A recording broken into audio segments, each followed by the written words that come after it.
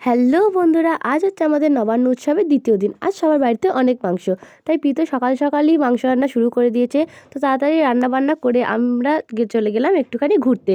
ঘুরে ফিরে এসে খেয়ে দিয়ে সন্ধেবেলা দেখে আমাদের পাড়ায় ফাংশানের জন্য স্টেজ রেডি হচ্ছে। তারপর আমরা চলে গেলাম ঠাকুর দেখতে। আমরা অনেকজন মিলে ঠাকুর দেখতে গেছিলাম।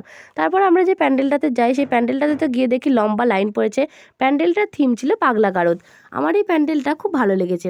তারপর আমরা গেলাম আরও অনেক ঠাকুর দেখতে। তারপর আমরা গেলাম মেলাতে। এই আমাদের সেই ফেমাস ফুচকা কাকুর, যার কাছে এখনও 10 টাকায় 10টা ফুচকা পাওয়া যায়।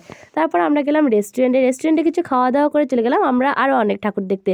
এই প্যান্ডেলটার থিম হলো জেনারেল হসপিটাল। তারপর আমরা মেলা ঘুরে চলে যাই আরও অনেক ঠাকুর দেখতে।